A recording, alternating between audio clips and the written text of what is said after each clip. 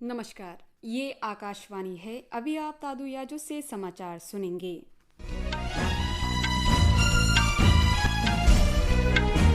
पहले मुख्य समाचार। आज दुनिया भर में अंतर्राष्ट्रीय योग दिवस मनाया जा रहा है। प्रधानमंत्री नरेंद्र मोदी न्यूयॉर्क में संयुक्त राष्ट्र मुख्यालय में समारोह का नेतृत्व करेंगे। प्रधानमंत्री मोदी ने अमेरिका में स्वास्थ्य, शिक्षा, प्रौद्योगिकी और अर्थ जगत के विशेषज्ञों से भेंट की।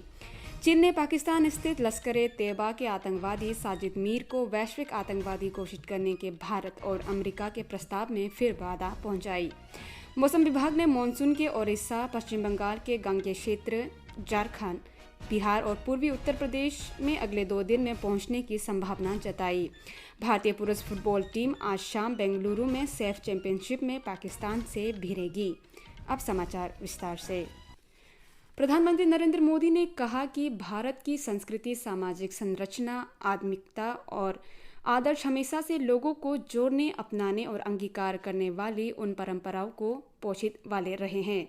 अंतर्राष्ट्रीय योग दिवस पर एक वीडियो संदेश के माध्यम से लोगों को बधाई देते हुए श्री मोदी ने कहा कि योग एक स्वस्थ और शक्तिशाली समाज बनाता है, जहां सामूहिक ऊर्जा कहीं अधिक होती है।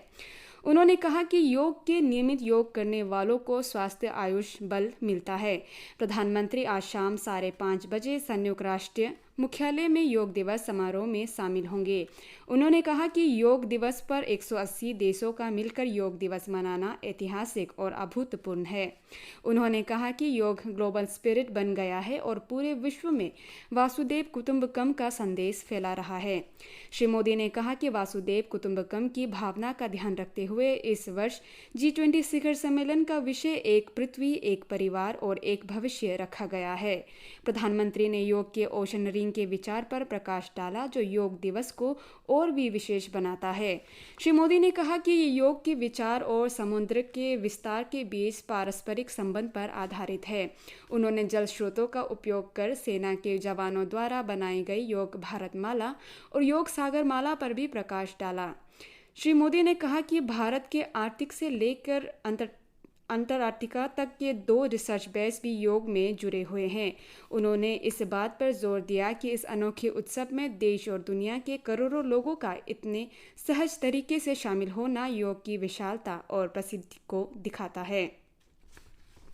प्रधानमंत्री ने अमेरिका में स्वास्थ्य क्षेत्र के जाने-माने विशेषज्ञों के एक समूह से भी व्यापक बातचीत की।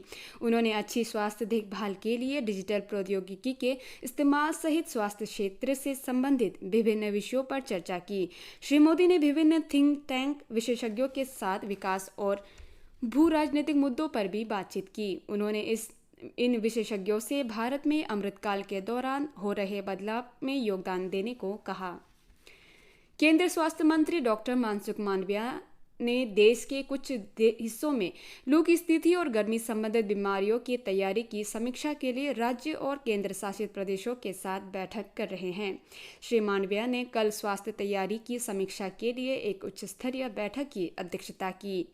इसमें यह निर्णय लिया गया कि स्वास्थ्य मंत्रालय, मौसम विभाग और राष्ट्रीय आपदा प्रबंधन प्राधिकरण की 5 सदस्यीय टीम लू से प्रभावित राज्यों का दौरा करेगी। ओडिशा, छत्तीसगढ़, पश्चिम बंगाल, तेलंगाना, बिहार और झारखंड में लू की स्थिति देखी जा रही है। सरकार ने महिला हेल्पलाइन और शिशु हेल्पलाइन को चरणबद्ध तरीके से इमरजेंसी रेस्पॉन्स सपोर्ट सिस्टम 112 से जोड़ने का निर्णय लिया है। ये निर्णय एक राष्ट्र, एक हेल्पलाइन के व्यापक विजन और संकट के समय किए जाने वाले फोन पर कार्रवाई में लगने वाले समय को करने के लिए किया गया है। महिला और बाल विकास मंत्रालय ने कहा कि ये कदम प्रशासन की बच्चों की प्रति जिम्मेदारी तय करने तथा इस दिशा में कार्य करने वाले प्रशासन को सक्रिय करने के लिए उठाया गया है। मंत्रालय ने कहा कि पहले चरण में इस महीने के अंत तक 9 राज्यों तथा केंद्र शासित प्रदेशों में हेल्पलाइनों को जोड़ा जाएगा। इसके बाद अगले महीने के अंत तक 12 अन्य राज्यों में भी हेल्पलाइनों को जोड़ा जाएगा। मंत्रालय का कहना है कि अभी संकट के समय फोन करने वाले बच्चों तक सहायता पहुंचाने में 60 मिनट का समय लगता है और पुलिस, अग्निशमन तथा एम्बुलेंस आदि सेवाओं में तालमेल की कमी है, जिससे समय की बर्बादी होती है। अभी ये व्यवस्था देश के 568 जिलों में लागू है, लेकिन 200 जिले इससे बाहर है। उत्तर भारत का पहला स्किन बैंक का नई दिल्ली के सफदरजंग अस्पताल में उद्घाटन किया गया है। ये एक ऐसा बैंक है जहां मृत्यु होने के बाद त्वचा को दान किया जा सकता है।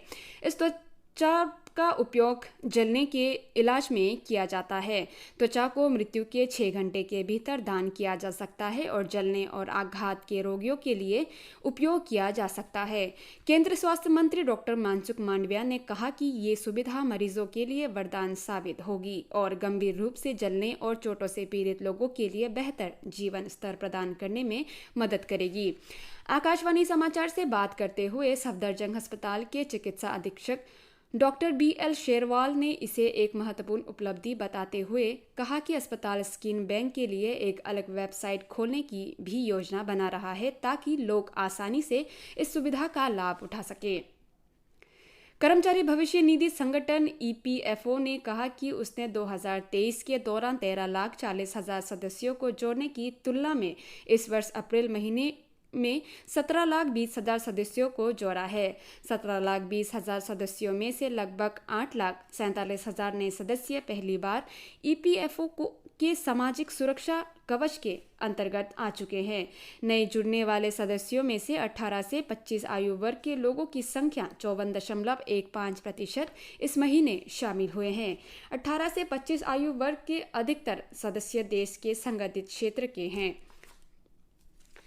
चीन ने मुंबई आतंकी हमले में वंचित पाकिस्तान स्थित आतंकवादी संगठन लश्कर-ए-तैयबा के आतंकवादी साजिद मीर को वैश्विक आतंकवादी घोषित करने से संबंधित भारत और अमेरिका के प्रस्ताव में एक बार फिर बाधा पहुंचाई है। अमेरिका ने कल यह प्रस्ताव रखा था कि भारत ने इसका समर्थन किया था।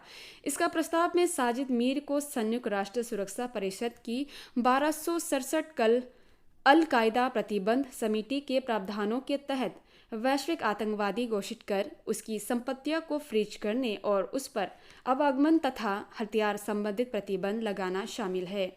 चीन ने पिछले वर्ष सितंबर में भी साजिद मीर को वैश्विक आतंकवादी घोषित करने के प्रस्ताव में बाधा पहुंचाई थी।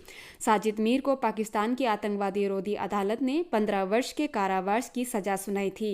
पाकिस्तान ने यह भी दावा किया था कि साजिद मीर की मौत हो गई, लेकिन पश्चिमी देशों ने इस बात पर विश्वास नहीं किया और उसकी मृत्यु का प्रमाण देने को कहा था। मौसम विभाग ने कहा है कि अगले 2 दिनों में ओडिशा, गंगेय पश्चिम बंगाल, झारखंड, बिहार और पूर्वी उत्तर प्रदेश के कुछ हिस्सों में मानसून की आगे बढ़ने की संभावना है। मौसम विभाग ने दक्षिण पश्चिम मानसून के अगले 2 दिनों में दक्षिणी प्रायद्वीप के कुछ हिस्सों में जाने की भी संभावना व्यक्त की है। विभाग ने कहा है कि अगले 5 दिनों में मध्य प्रदेश और पूर्वी भारत में अधिकतम तापमान में 3 से 5 डिग्री सेल्सियस की गिरावट आने की संभावना है। सेफ चैंपियन 2023 आज से बेंगलुरु में शुरू हो रही है, जिसमें भारतीय पुरुष फुटबॉल टीम और पाकिस्तान की टीम आमने सामने होगी। ये मैच श्री कंठरविरवा स्टेडियम में भारतीय समय के मुताबिक शाम 7:30 बजे से शुरू होगा। सेफ चैंपियन के 14वें सत्र में कुल 8 टीमें हिस्सा ले रही है, जिन्हें 2 ग्रुपों में बांटा गया है। ग्रुप ए में भारत, कुवैत, नेपाल और पाकिस्तान है, जबकि ग्रुप बी में लेबनान, मालदीव, भूटान और बांग्लादेश है। टूर्नामेंट के पहले मैच में कल कुवैत का मुकाबला नेपाल से होगा। सुनील छेत्री की कप्तानी वाली भारतीय टीम ग्रुप ए में सर्वोच्च रैंकिंग पर है। भारतीय टीम फीफा रैंकिंग में 101वें स्थान पर है, वहीं कुवैत दुनिया में 143वें नंबर पर है, जिसके बाद नेपाल 174वें नंबर पर है। नेपाल पिछले सत्र में इस प्रतियोगिता में उप विजेता रहा था। पाकिस्तान 195वें स्थान पर सबसे नीचे है।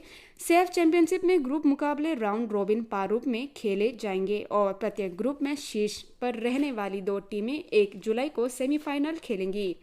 फाइनल 4 जुलाई को होना है। भारत सबसे ज्यादा 8 बार सेफ चैंपियनशिप जीत चुका है। ताइपे ओपन बैडमिंटन 2023 में भारतीय बैडमिंटन खिलाड़ी तानिया हेमंत ने आज एग्नेस कोरोसी को सीधे सेट के खेल में हराकर अगले दौर में प्रवेश किया। उनका मुकाबला कल ताइवान की बैडमिंटन खिलाड़ी TY ताई से होगा। भारतीय बैडमिंटन खिलाड़ी HS प्रणोय और परुपल्ली कश्यप ने ताइवान में हो रही ताइपे ओपन बैडमिंटन स्पर्धा के पुरुषों के सिंगल्स प्री क्वार्टर फाइनल में जगह बना ली है। दोनों खिलाड़ियों ने आज अपने अपने प्रतिद्वंदियों को सीधे सेट के खेल में पराजित किया। BWF वर्ल्ड टूर सुपर 300 स्पर्धा के शुरुआती दौर में विश्व के नंबर 9 खिलाड़ी प्रणोय ने सिर्फ 26 मिनट में स्थानीय खिलाड़ी लिन यू सेन को 21-11, 21-10 से हराया। नमस्कार, ये आकाशवाणी है। अभी आप दिनेश कुमार सिंह से समाचार सुनिए।